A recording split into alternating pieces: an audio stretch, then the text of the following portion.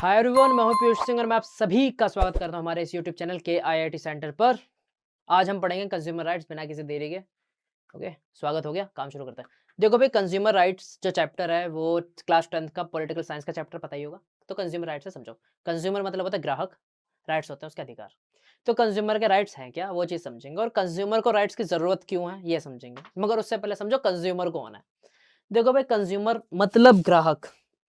ग्राहक पता है कौन होता है? ग्राहक होता है भगवान। और भगवान के साथ मजाक मस्ती तो करी नहीं जाती, ठीक है? तो इस भगवान के मतलब कस्टमर के, कंज्यूमर के राइट्स बताए जाएँगे। कारण क्या है? क्यों राइट्स की ज़रूरत है? भई, चीज़ें कभी-कभी as a customer, as a consumer market place पे कई बार चीज़ें खराब होती हुई दिखती हैं। माँगना कुछ और होता है, मिल कुछ और जाता है। साबुन नहाने की माँगी थी, धोने की दे दी, कपड़े, कपड़े धोने की साबुन दे दी। तो ये सारी चीज़ें होती हैं। अब होता क्या है, देखो भई, ऑनलाइन कुछ मँगाया, आ कुछ और गया। तो ये सारी चीज़ें ऊट-पटांग चीज़ें चलती रहती हैं। तो ये कंज़्यूमर राइट्स इसलिए ज़रूरी है कि भई कुछ खराबी ना हो, कुछ चीज़ गलत ना हो। तो कंज़्यूमर कौन है मैंने बताया, कंज़्यूमर भगवान नहीं, वो पीछे, ये, ठीक है? ये चीज़ समझो। कंज़्यूमर कौन है? भैया जो सामान खरीदता है। अब उनके अपने तरीके हैं और अपने राइट्स हैं। अब राइट्स क्या हैं? ऐसे कंज्यूमर राइट्स होते क्या हैं भई? तब कंज्यूमर राइट्स हों कि हैं क्या? लग तो आपकी बुक में 4 राइट्स हैं।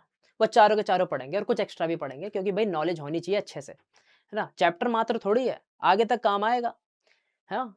कि मान के चलो आपने मँगाया कुछ और, आ कुछ और गया, है ना? जैसे मान के चलो, माँगा था फ़ोन, आ लैपटॉप गया। नहीं, ये तो अच्छी बात है, पीछे जाओ। कुछ और मँगाते हैं। तो बात होती क्या है कि कंज़्यूमर्स के साथ चीटिंग, अडल्ट्रेशन, अडल्ट्रेशन कैसे? Over changing, poor quality products, unfair trading, कि दाम कुछ और है, किसी और दाम पे बेच रहा है, ₹5 का लिखा है, ₹10 में बेच रहा है। ये पंगा नहीं चाहिए था भाई, ये चाहिए ही नहीं, दूर-दूर तक नहीं चाहिए। तो कंज़्यूमर राइट्स इन चीज़ों से के लिए होता है। और कंज़्यूमर को बचाना है किससे? भई, कंज़्यूमर को बचाना है टू प्रोटेक्ट कंज़्यूमर्स फ्रॉम एक्सप्लॉइटेशन, शोषण से बचाना है। शोषण, अब मैं एक बार पढ़ा रहा था, हो सकता है वो बच्चा वीडियो देख रहा हो तो उसे पता चलेगा, क्योंकि उस बच्चे की ना थोड़ी हिंदी खराब है। हिंदी ही खराब है, हाँ, वैसे इंग्लिश अच्छी है। तो मैं ना ऐसे ही पढ़ा रहा था, ये वाला चैप्टर, तो ये बता रहे थे कि कंज़्यूमर को बचाता है एक्सप्लॉइटेशन से। तो पूछा उसने, एक्सप्लॉइटेशन क्या होता है भैया? भैया ही बोलते हैं सब, है ना? तो पूछा कि एक्सप्लॉइटेशन बोले तो? मैंने बोला एक्सप्लॉइटेशन बोले तो शोषण। सर बोला शोषण बोले तो? मैंने कहा शोषण बोले तो एक्सप्लॉइटेशन। तो बोला मतलब बताइए मतलब। मैंने कहा बेटा एक वर्ड में समझो। एक्सप्लॉइटेशन का सीधे-सीधे मतलब अगर देखा जाए, कनेक्टेड वर्ड है, वो होता है हैरेसमेंट। हैरेसमेंट, मैंने कहा हैरेसमेंट तो सर जी बहुत बड़ा वर्ड नहीं बोल दिया आपने। एक कंज्यूमर अगर ₹10 का अ, साबुन खरीदने निकला है, तो इसमें क्या हैरेसमेंट हो जाएगा उसके साथ? क्या? क्या होगा? हो सकता है कि नहाने के साबुन की जगह कपड़े धोने की दे दे, हैं? या हो सकता है नहाने के साबुन की जगह सर्फ़ दे दे, ये बालों में लगाने वाला जेल दे दे। यही होगा, ये इसमें हैरेसमेंट तो कुछ नहीं हुआ। मैंने कहा बहुत सही बात बोली आपने। हैरेसमेंट तो इसमें कुछ नहीं है। लेकिन आप दुकानदार तक ही क्यों जा रहे हो? हम लोग इंटरनेट चलाते हैं। हाँ, एक्सप्लॉइटेशन की बात कर रहे हैं, हैरेसमेंट, एडल्ट्रेशन की जहाँ तक बात है, वही बात है कि हम लोग इंटरनेट चलाते हैं, हम सोशल मीडिया चलाते हैं, हम इंस्टा चलाते हैं, हाँ? हम यूट्यूब चलाते हैं, हम फेसबुक चलाते हैं ना? क्या हम उनके लिए क्या हैं? हम भी तो कंज़्यूमर हैं उनके लिए, कस्टमर हैं, स्क्रॉल करते हैं, देखते हैं, चैटिंग करते हैं, देखते हैं। कंज़्यूमर है, हमारा डेटा भी कहीं न कहीं उनके पास होता है। जो भी चीज़ें हम अपलोड करते हैं, मतलब ऐसा पर्सनल डेटा तो नहीं, जो अपलोड करेंगे वही जाएगा। तो चीज़ होती है, जैसे मान के चलो सोशल मीडिया प्लेटफ़ॉर्म पे कुछ आपत्तिजनक, कुछ गलत अपलोड होता है। चलो मान के चलो जिसने अपलोड करी वो तो था ही गलत, वो तो मार खाने के, जूते खाने का काम कर ही रहा है। बट जो प्लेटफ़ॉर्म है सोशल मीडिया, क्या उसकी ज़िम्मेदारी नहीं बनती थी कि उसे डिलीट कर दो? उसे फैलने से तो बचा ही सकते थे ना? ये बात होती है। ओके? इन कंपनी को कंट्रोल करती है गवर्नमेंट फिर अपने तरीके से। सीधी-सीधी बात हो जाती है। तो कंज्यूमर फ्रॉम एक्सप्लॉइटेशन यही मतलब है कि सर जी कोई बंदा ₹10 का सामान खरीद रहा है या 18,000 का फ़ोन खरीद रहा है, 20,000 का फ़ोन खरीद रहा है या 50,000 का लैपटॉप खरीद रहा है। केवल इतना है कंज्यूमर? नहीं बेटा, हम कंज्यूमर हर तरह से हैं। पैसा दिया, सामान खरीदा, नेट का रिचार्ज कराया, सोशल मीडिया चलाई, के लॉगिन किया, डेटा दिया, सीधी-सीधी बात है। कहीं भी टिक मत कर दिया करो। इंटरनेट पे तो ख़ासकर ये प्रिकॉशन है, ध्यान रखा करो। तो ये सारी चीज़ें होती हैं। बात समझ में आई? वोट देके नेता भी तो चुनते हैं, फिर डेटा माँगते हैं उनसे कि क्या काम कराया तुमने? तो सीधी बात है। पहली बात तो स्क्रीनशॉट ले लो जल्दी से। लो, ले लिया? चलो ले स्क्रीनशॉट ले। जब मैं साइड होता रहूँ ना, स्क्रीनशॉट ले लो। तो दूसरी बात, to ensure quality and safety, quality हो मटेरियल में प्लस सेफ्टी भी हो। अभी नहीं कि भाई साहब जहर खरीदा है हमने, बहुत बड़ा वाला जहर है और बहुत अच्छी क्वालिटी है, मतलब एक ढक्कन में निपट जाएगा आदमी, चलो क्वालिटी तो है, सेफ्टी का क्या? मान के चलो इस बॉटल पे कुछ लिखा ही नहीं था, है समझदार बंदा है, मान के चलो जहर की बोतल पेप्सी की बोतल में दे दी, पेप्सी की बोतल में पता चल जाएगा, माउंटेन ड्यू की बोतल में दे दो, हरे रंग की होती है बोतल में, बेहतरीन पता ही नहीं चला, पी ली किसी ने, ले क्वालिटी का जहर था, एक बूंद में निपट गया वो। सेफ्टी कहाँ है? सेफ्टी का क्या मतलब है? देखो सर, अगर आप हार्मफुल प्रोडक्ट बेच रही है कोई कंपनी, तो इसकी जिम्मेदारी बनती है कि उस पर लिख दे कि भैया बच्चों से दूर रखो, भैया जहर है ये जहर, दूर रहो इससे। ठीक है, सीधी बात है, क्वालिटी एंड सेफ्टी। खैर, ये वाली जो बात मैंने इन्फॉर्मेशन की बता दी, वैसे ऊपर नीचे हो गई, बता देता हूँ। सेफ्टी की बात है, जैसे मान के चलो कोई इलेक्ट्रॉनिक अप्लायंसेस बना रहा है, प्रेस बना रहा है, तो 3 प्लग इस्तेमाल करना ज़रूरी है, कंपल्सरी है, 3 प्लग इस्तेमाल करना कंपल्सरी है। नहीं बनाएगा तो दिक्कत हो जाएगी। सीधी बात है, हमें पता है, आप लोग साइंस पढ़ रहे होंगे 10th में, तो सेफ्टी मेजर जानते होंगे कि जो 3 प्लग होता है, उसके अंदर जो सबसे टॉप का प्लग होता है ना, जैसे मान के चलो मैं बताता हूँ। अबे यार, एक तो पेन चॉक और डस्टर वाले सही रहते हैं। जैसे मान के चलो ये इस तरह से ना, ये 3 होल हो गए, तो 3 प्लग में ना वो ये वाला जो हिस्सा होता है, ये अर्थ का होता है ना, ये सेफ्टी मेजर की तरह काम करता है, अर्थिंग का।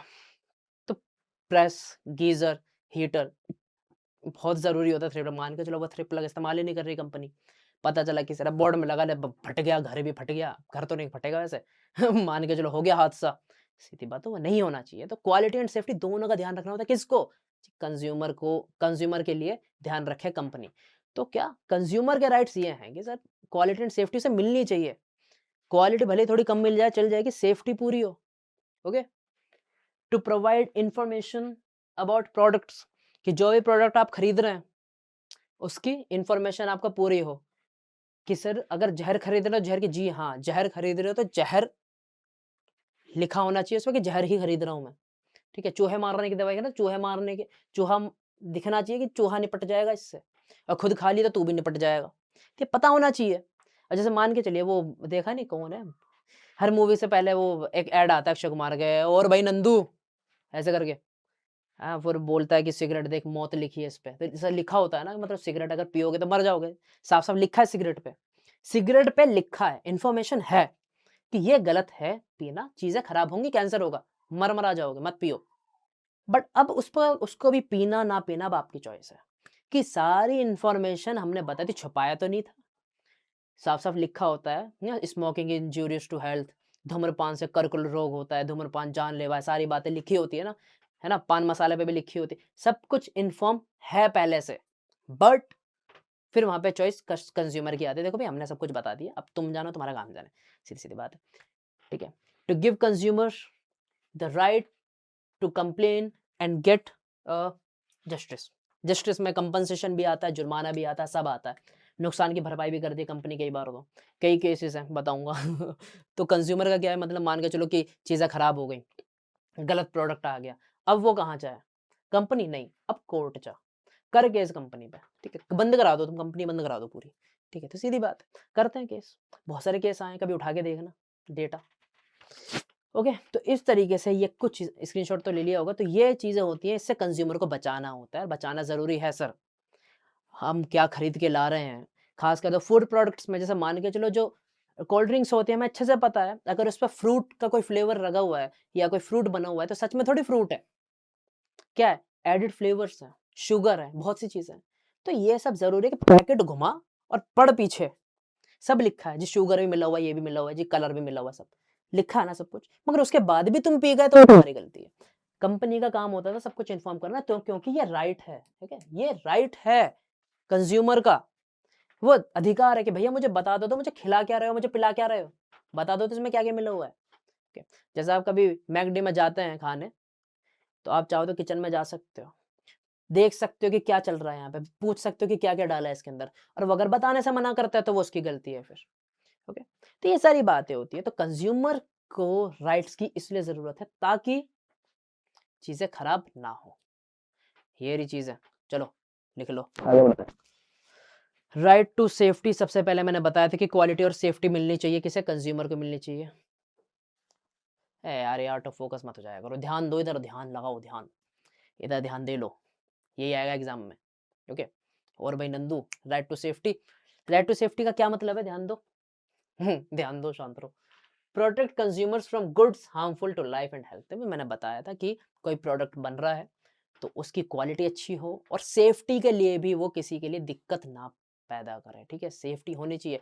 फूड आइटम्स, मेडिसिन, ओके, इन सभी पर अच्छा है या नहीं ये कौन तय करेगा? अब कोई कंपनी है वो तो बोलेगी हाँ जी मेरे प्रोडक्ट बेहतरीन है, ले लो, है ना, खरीद लो। है कोई कंपनी तो थोड़ी ना बोलती है। अब मेडिसिन की जहाँ तक बात है भैया, वहाँ पर तो क्वालिटी वाली मेडिसिन पे तो नहीं लिख सकते ना कि खा के मर जाओगे। मेडिसिन तो बीमारी में काम आएगी। अब ये अच्छी है या नहीं, सेफ है या नहीं, इस बात को खुद कंफर्म करती है गवर्नमेंट और इनका डिपार्टमेंट। 4 डिपार्टमेंट अलग होता है, हाँ, अलग अलग डिपार्टमेंट अलग अलग होते हैं।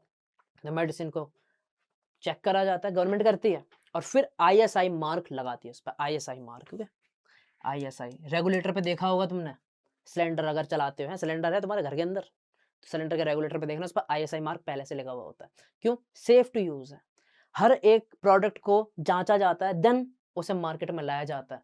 और रेगुलेटर में तो वैसे ही बहुत जरूरी है भैया। इधर उधर गैस वगैरह लीक हो गई तो पता चले कि घर तोड़ना था, पूरा मोहल्ला ही चला गया, तो है ना, पूरा मोहल्ला ही शहीद कर दिया आपने, तो वो नहीं चाहिए ना। तो इलेक्ट्रिकल अप्लायंसेस की जहां तक बात है, मैंने बताया था, बार बार नहीं बताता, आगे बढ़ो। फिर समझना है तो थोड़ा बैक चला जा, पता चल जाएगा, ठीक है। दूसरी बात, राइट टू बी इन्फॉर्म्ड, बिल्कुल सही। क्या इन्फॉर्म? कि भाई इंफॉर्मेशन होनी चाहिए जो भी आप प्रोडक्ट खरीद रहे हो उसके बारे में। जैसे पिछली बार मैंने इधर बताया कि सेफ्टी का ध्यान रखा जाए, फूड आइटम्स, मेडिसिन, कि कुछ ऐसी चीज़ें इस्तेमाल ना करी जाए कि चीज़ें खराब हो जाए, कि प्रोडक्ट हार्मफुल हो जाए किसी के लिए, ठीक है। तो इन चीज़ों की जांच, इनकी कंफर्मेशन खुद गवर्नमेंट करती है। फूड डिपार्टमेंट वाले खुद रेस्टोरेंट में जाते हैं, खुद होटल्स में जाते हैं, खुद फूड फैक्ट्रीज में जाते हैं और देखते हैं कि क्या क्या लगाकर बना रहे हो। जहां गलत दिखा वहीं सील वाला ताला लग जाएगा कंपनी पे। चलो आगे बढ़ो, लिख लियो, ले स्क्रीनशॉट ले लो। Right to be informed, informed का क्या मतलब है भाई, जो भी सामान आप खरीद रहे हो उस पे उसका प्राइस लिखा हो, क्वांटिटी लिखी हो, इंग्रेडिएंट्स भी क्या क्या मिलाकर बना रहे हो, date of manufacture and expire date लिखी होनी चाहिए। और ये बचाता है तुम्हें किससे? अनफेयर ट्रेडिंग प्रैक्टिसेस से। ट्रेडिंग प्रैक्टिस अनफेयर क्या मतलब, 5 रुपए की चीज़ तुम 10 रुपए में 20 रुपए में थोड़ी ना बेचोगे, ये गलत बात है। रुको 1 मिनट में जरा, लो स्क्रीनशॉट लो। आप बताता हूँ क्या बता रहा था मैं, भूल गया। हाँ, प्राइस लिखा होना चाहिए, क्वांटिटी कितना है, इंग्रेडिएंट्स लिखे हो और ज़रूरी है लिखा रहना, और डेट कब मैन्युफैक्चर हुआ था, ठीक है। एक्सपायरी डेट भी, अगर एक्सपायरी डेट नहीं लिखी है, एक्सपायरी डेट नहीं लिखी है तो मैन्युफैक्चरिंग कब हुई थी वहाँ से हम खुद ही हिसाब लगा लेंगे कि ये खाने लायक है भी या नहीं, ठीक है। दूध की थैली वगैरह देखते हैं उस पर 1 दिन की एक्सपायरी डेट होती है, ओके। हर प्रोडक्ट जांचा करो यार, ठीक है। उल्टा अब यहाँ हमारे यहाँ ना, हमारे भारत में ना सीन अलग है। हमें पता है गलत है बट करना है, सीन ये है हमारे यहाँ, ठीक है। हमें पता है कि वो भी वो बस धूम्रपान, क्या बोल रहा, सिगरेट वगैरह गलत है पीना, लिखा भी है बट पीनी है, ठीक है। हमें पता है ये जो कोल्ड ड्रिंक्स है ये सेहत खराब करती है बट पीनी है। हमें सबको पता है गलत है फिर भी पीनी है, पी लो। मेरी बला से सब पी लो। RTI की जहां तक बात है, हाँ, RTI की जहां तक बात है, राइट टू इंफॉर्मेशन 2005, ये क्या होता है ध्यान देना। देखो भाई 2005 में RTI बना था। इसकी घटना मैं बताऊंगा ये कैसे आया था, क्योंकि ये बात है 1986 की, 1986 से ये मतलब RTI की मांग 1986 से थी। किन घटनाओं के चलते मैं तुम्हें बताऊंगा, बट अभी ये समझो RTI क्या है, अभी एक इंफॉर्मेशन एक्ट होता है, राइट टू इंफॉर्मेशन, जिसके थ्रू हर कंज्यूमर को इंफॉर्मेशन जानने का पूरा पूरा अधिकार। अब जरूरी नहीं कि वो प्रोडक्ट की इंफॉर्मेशन हो, हर तरह की इंफॉर्मेशन। क्या हम पैसा देकर ही सामान खरीदते हैं क्या? क्या हमने फैसिलिटीज पॉलिसीज केवल पैसा देकर लेते हैं? नहीं, हम वोट देकर नेता भी तो चुनते हैं। नेता चुन लिया, चलो बढ़िया। अब नेताजी से पूछिए क्या करने वाले हो देश के साथ और कौन सी पॉलिसीज लाओगे, तो ये सारी बातें होती हैं, हम ये सारी मांग करते हैं। तो ये जिम्मेदारी होती है गवर्नमेंट की, वो सारी बातें हमें बताएं। क्या नहीं बताएगी भाई, देखो चीज़ें कुछ हमें बताने वाली होती हैं। अब यूँ थोड़ा ना हमारी सीक्रेट एजेंसीज़ की भी रिपोर्ट तुम्हें दे देगी, नहीं वो थोड़ी ना देनी होती है, ठीक है। डिफेंस रिलेटेड बातें तो नहीं बतानी होती, बट जो जनता के लिए करने वाले हो, जो लोगों के फेवर के लिए करने वाले हो, वो सब बताना होता है। और कंट्री में कोई लॉ आने वाला है, कोई राइट्स आने वाले हैं, वो सारी बातें होती हैं। तो RTI के तहत वो सारी चीज़ें हमें पता होना चाहिए। हमारे पास लीगल राइट है, क्या एक legal right to obtain information from government and its department, कि हम सिटीजन्स को अधिकार है गवर्नमेंट से लीगल इंफॉर्मेशन और इंफॉर्मेशन लेने का कि गवर्नमेंट कौन सी प्रैक्टिसेस देश के अंदर लोगों के लिए कर रही है। अब ये कवर किस किस को करते हैं? ऑब्जेक्टिव समझो पहले, आरटीआई की जरूरत क्यों थी। ऑब्जेक्टिव ये है सर, ध्यान दो, to ensure transparency in the functioning of the government, कि गवर्नमेंट और जनता के बीच में ट्रांसपेरेंसी रहे कि कौन सी पॉलिसी आ रही है, कौन सी नहीं आ रही है, कौन से अधिकार आ रहे हैं, कौन सा नया लॉ आ रहा है और इसका इफेक्ट हम पर क्या क्या होंगे। जिसका इफेक्ट सीधा हम पर हो वो तो हमें बताओगे ही ना, वो तो हमें बताओगे ना। तो ये रहा, to promote accountability of public authorities. Accountability मतलब गवर्नमेंट हर तरह से जवाबदेह हो हमारे लिए, जो भी कर रहे हो उत्तरदायी आप रहेंगे। ओके, लॉ ला रहे हो, राइट बना रहे हो लोगों के लिए अलग से, तो क्यों बना रहे हो, कैसे बना रहे हो, हम पर क्या इफेक्ट बनेगा, क्या जरूरत है, हमें पसंद आ रहा है या नहीं आ रहा है, एक बार हमसे पूछ लो। ये सारी बातें होती हैं। फिर आरटीआई ये अधिकार हमें देता है, देखो ये गवर्नमेंट ने हमें ही ये अधिकार दे दिया, to reduce corruption in public administration. Corruption कम होगा, लोगों को पता रहेगा, उनके अधिकार पता रहेंगे, पता होगा कि क्या हो रहा है ऑफिस के अंदर, पता होगा क्या हो रहा है एडमिनिस्ट्रेशन का। इवन प्राइवेट कंपनीज आपसे जुड़ी जानकारी या लोगों से जुड़े आप ले सकते हैं। मतलब कि बहुत ज़्यादा कॉन्फिडेंशियल की बात नहीं कर रहा मैं, कॉन्फिडेंशियल तो गवर्नमेंट भी नहीं देगी हमें। वो क्यों बताएगी सीक्रेट एजेंसीज के वगैरह के बारे में, वो क्यों बताएगी आर्मी के बारे में, क्यों बताएगी हमारे डिफेंस सिस्टम के बारे में, वो नहीं बताना होता। क्या पता तुम सोशल मीडिया पे डाल दो ले कर दिया अब देश का कल्याण, ऐसा तो नहीं होता ना, सीधी बात है। हम जो चीज़ें गवर्नमेंट की जो पॉलिसीज, गवर्नमेंट की बनाई गई उनके बनाए गए राइट्स, उनका किया गया काम जिसका इफेक्ट डायरेक्ट हम पर होता हो, वो जानने का हमें अधिकार है सर। ठीक है, और ये अधिकार हमें खुद गवर्नमेंट, हमें हमारा संविधान देता है। Okay, constitution. ओ मैं सीरियस हो गया क्या भाई, ये क्या है, चलो आगे बढ़ो। पब्लिक अथॉरिटीज कवर्ड अंडर, अब आरटीआई के अंडर कौन कौन आता है? सेंट्रल गवर्नमेंट आती है, स्टेट गवर्नमेंट, सब आते हैं। ओके, ये है क्या, सेंट्रल गवर्नमेंट, स्टेट गवर्नमेंट, ये सभी कंट्री के डेवलपमेंट में इनकी जवाबदेही होती है, उत्तरदायी होते हैं, ये बात हमें अच्छे से पता है। ओके, इसमें तो कुछ दोहरा ही नहीं है। जैसे सेंट्रल गवर्नमेंट हो गई, स्टेट गवर्नमेंट हो गई, तो ये सब आरटीआई कवर करता है। किन्हें कवर नहीं करता? Army related information, okay, defence related information और बाकी सारे। इसरो वगैरह क्यों बताएं तुम्हें, सीधी बात है, क्योंकि कहीं ना कहीं ये जो स्पेस एजेंसीज होती हैं हमारी, ये डिफेंस में भी काम करती हैं यार। ठीक है, तो हर चीज जानने का मतलब, कुछ चीजें गवर्नमेंट की अपनी होती है, बट डेवलपमेंट की बात हो गई, कोई नया हाईवे बन रहा है, हाँ? कोई नया लॉ आ रहा है, कुछ नया एग्जीक्यूट हो रहा है, तो वो सारी बातें आप जान सकते हो। और अगर कोई नया कानून बन रहा है तो आप उस पर सवाल उठा सकते हो कि सर कैसे, क्या होने वाला है। तो ये बात सब बात है। आरटीआई नोट कर लो ढंग से। राइट टू चूज मतलब सेलेक्ट। आपकी मर्जी, आपको जो मन करे वो खरीदो, कोई आपको फोर्स नहीं कर सकता। जैसे आपके बुक में ना केस होगा कि एक बंदे को टूथब्रश लेना है, नहीं नहीं, टूथब्रश नहीं लेना, टूथपेस्ट लेना है, तो बोल रहे हैं कि टूथपेस्ट आप तभी ले सकते हो, हाँ, टूथपेस्ट आप तभी ले सकते हो जब आप टूथब्रश भी लोगे। मतलब टूथपेस्ट भी आप तभी ले सकते हो जब आप टूथब्रश लोगे। ओके, तो ये सारी बातें होती हैं, तुझे ही बता रहा हूँ, ध्यान से सुन ले। हाँ, तो मैं क्या कह रहा था, हाँ, तो no seller can force a consumer to buy a product. भाई कोई दुकानदार जबरदस्ती नहीं कर सकता कि भैया ये वाला प्रोडक्ट खरीद लो, खरीद लो, खरीद लो, नहीं, जो मन है हमारा वही खरीदेंगे। सर मेरे पास एक ब्रश पहले से है, टूथपेस्ट चाहिए, काफी है। दो ब्रश लेके कौन दांत साफ करता है अपने, एक ब्रश काफी होता है, ठीक है ना। मेरे पास एक ही ब्रश है, वो बहुत बड़ा है, सीधी सीधी बात है। तो मिला जुला के वही बात है कि राइट टू चूज या राइट टू सिलेक्ट का ये मतलब है कि आप सिलेक्ट करेंगे आपको क्या खरीदना, सामने वाला क्यों बताएगा क्या खरीदना है। ओके, सीधी सीधी बात है और कुछ नहीं। दूसरी बात, राइट टू रीएड्रेसल समझो। रीएड्रेसल का क्या मतलब होता है, देखो भाई ध्यान देना, कोई प्रोडक्ट खरीदा बट वो खराब आ गया, आपको ये बात पसंद नहीं आई, बिल्कुल पसंद नहीं आई आपको ये बात, तब क्या करते हो आप, कंप्लेंट करोगे। कहाँ करोगे मैं बताता हूँ। तो उस सामान से की वजह से आपका जो नुकसान हुआ है, खरीदने में पैसे भी गए होंगे, समय भी लगा होगा, तो बहुत सारी बात है, तो उन सबकी रिकवरी करना या फिर अपने केस को रिप्रेजेंट करना कोर्ट में जाके, इट इज राइट टू रीएड्रेसल, कि जो चाहे तो कस्टमर, कंज्यूमर रिकवरी की मांग कर सकता है कंपनी से, गवर्नमेंट से, आराम से। ठीक है, दिक्कत वाली बात नहीं है। कंज्यूमर को कंपनसेशन देनी पड़ेगी, और कंपनी ज़्यादा दिक्कत दे रही है तो जुर्माना भी भरना पड़ेगा, फिर वो गवर्नमेंट को जुर्माना भरना पड़ेगा। तो ये बात होती है। राइट टू रिड्रेसल का मतलब सीधी बात है कि ये आपको अधिकार है कि अगर किसी प्रोडक्ट को लेके आपके साथ गलत हुआ है तो आप कंपनसेशन की माँग कर सकते हो। ओके? और माँग करने के बाद उसे भी वो जुर्माना भरना पड़ेगा। ऐसे बहुत सारे केसेस हैं। अब कंज्यूमर कोर्ट्स है कौन-कौन से? अब ये 3 लेवल में है, जैसे कि district form, state commission, national commission. District form में अलग होता है, स्टेट कमीशन में बड़े केसेस होते हैं, नेशनल कमीशन में और बड़े केस होते हैं।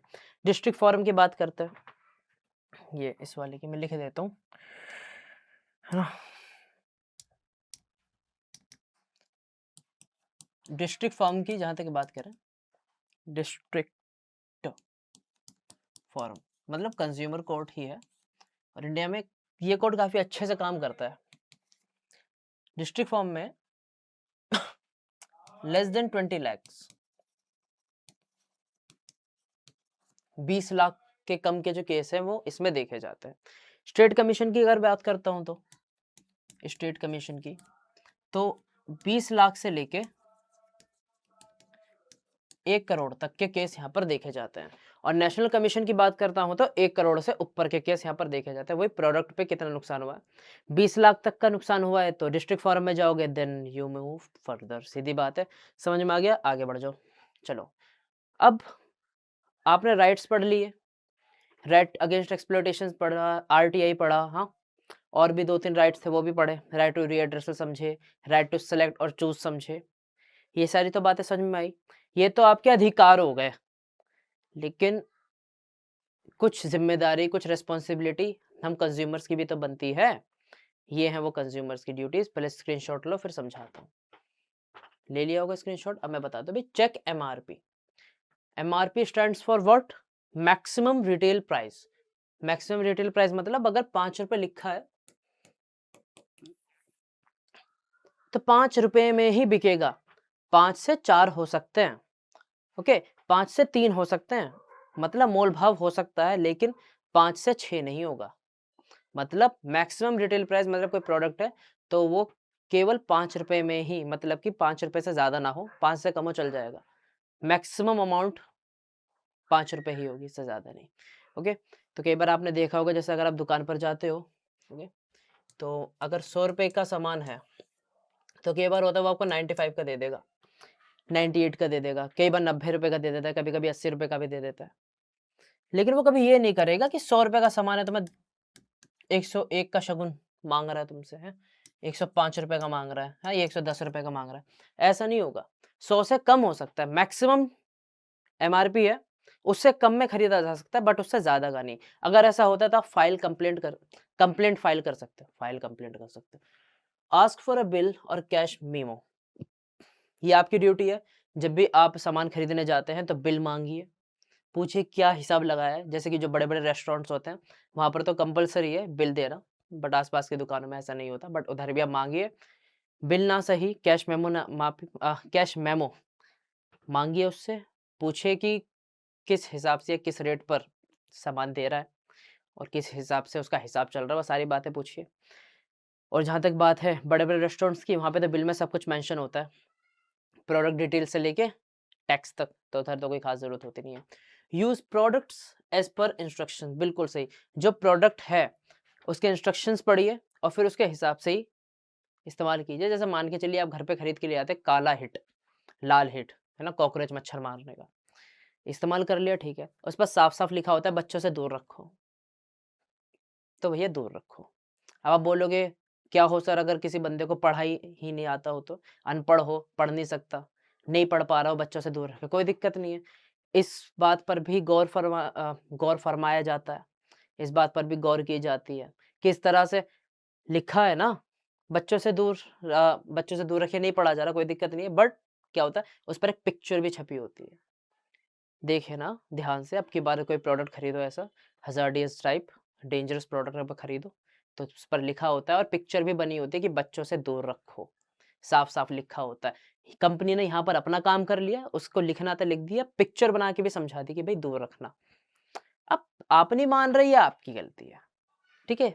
फिर दूसरी आखिरी जो ड्यूटी है वो ये है कि अगर आपको लगता है कि आप चीट हो गए हो या आपके साथ गलत हुआ है, प्रोडक्ट के नाम पर आपको लूटा गया है, आपको ठगा गया है, तो आप निसंकोच बेझिझक कंप्लेंट फाइल कीजिए। अब तो ऑनलाइन भी फाइल होने लगी, कंप्लेंट फाइल करो, कंपनी आगे खुद देख लेगी। तो कंज्यूमर की कुछ ड्यूटीज होती है, ओके, आगे एक्सटेंड करके लिखा जा सकता है।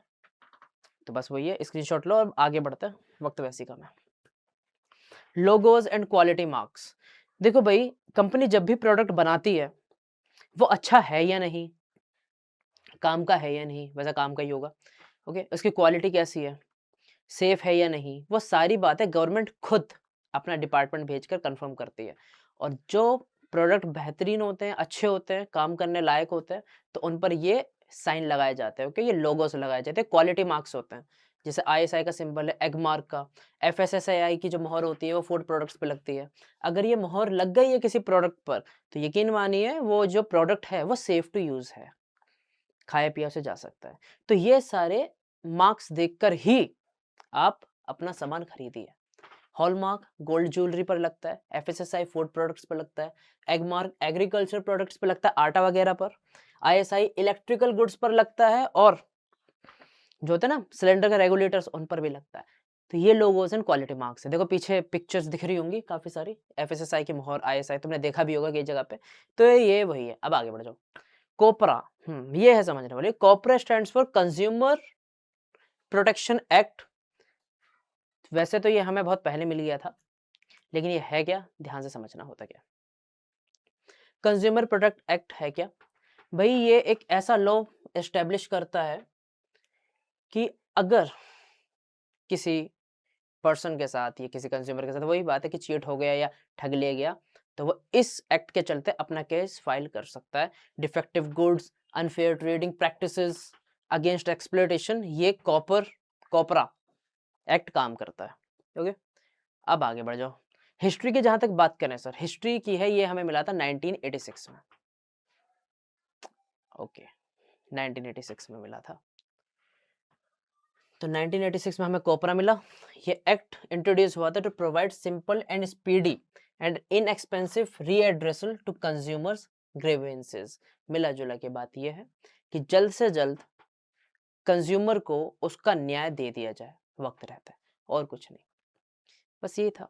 कोपरा was amended and replaced by the Consumer Protection Act 2019 to address new challenges such as online shopping and e-commerce। बिल्कुल सही। देखिए भाई, बना ये 1986 में ही था, बट 2019 में हमने इसके अंदर कुछ लॉज और जोड़ दिए, क्योंकि online shopping, cyber crime, cyber security related problems थी, तो उसको लेकर चीज़ें और बेहतर हो जाए, तो कोपरा के अंदर हमने अमेंडमेंट हाँ वैसे अमेंडमेंट कह सकते हो, या फिर मतलब इसे हमने और अपग्रेड कर दिया, इस लॉ को, इस राइट को, इस एक्ट को हमने और अपग्रेड कर दिया कि जागो ग्राहक जागो, कि मतलब मिला जुला के किसी कंज्यूमर के साथ भूले भटके भी चीजें गलत ना हो।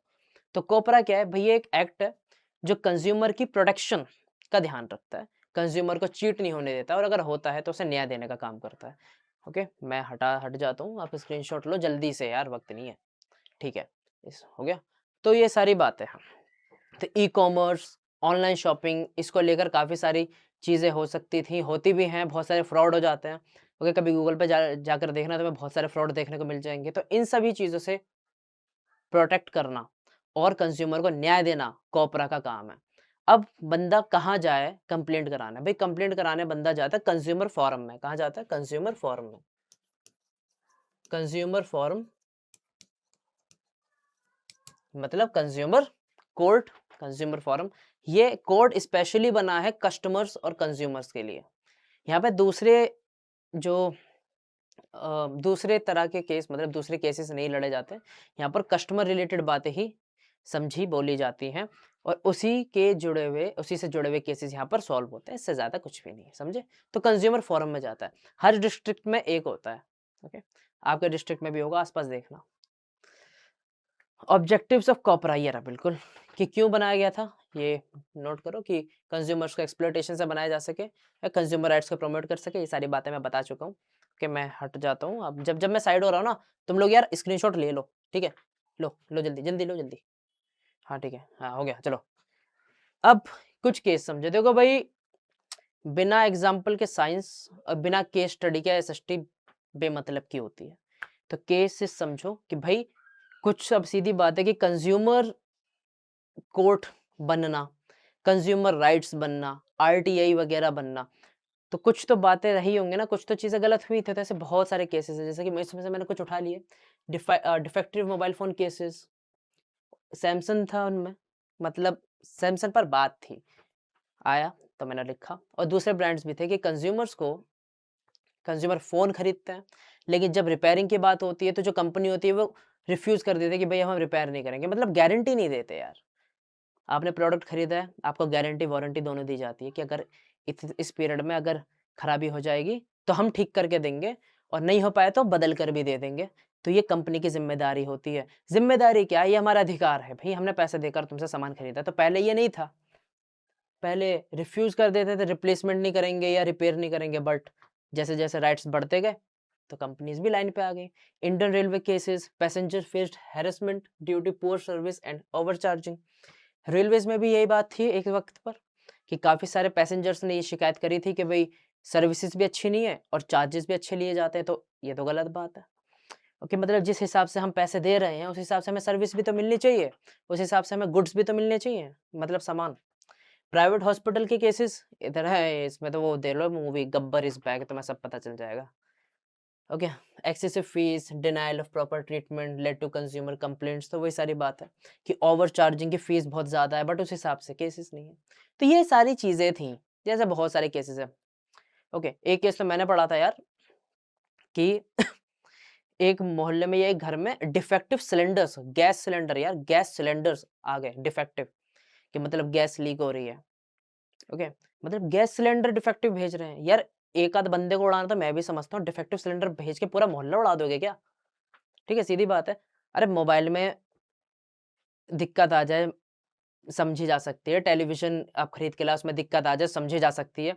डिफेक्टिव गैस सिलेंडर आ रहे हैं घर के अंदर, कि अंदर ज़रा सा इधर-उधर हो पूरा, तो पूरा खानदान शहीद हो जाएगा हमारा। तो ये सारी बात है। तो ये ऐसे केसेस ना हो, इसलिए इस तरह के कंज़्यूमर लॉज़ बनाए गए, और तुम्हें पता हो इसलिए ये राइट्स बनाए गए। वैसे एग्ज़ाम में पूछते हैं, कोपरा पूछ लेगा, कंज़्यूमर कोर्ट पूछ लेगा, कंज़्यूमर राइट्स पूछ लेगा, कौन-कौन से राइट है, वो मैंने सारे तुम्हें बता दिए। ओके? कोई डाउट हो तो कमेंट सेक्शन में बताना।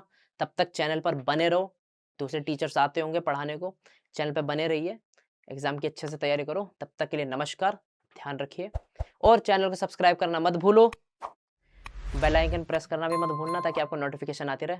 नेक्स्ट वीडियो में मिलते हैं, तब तक के लिए बाय बाय।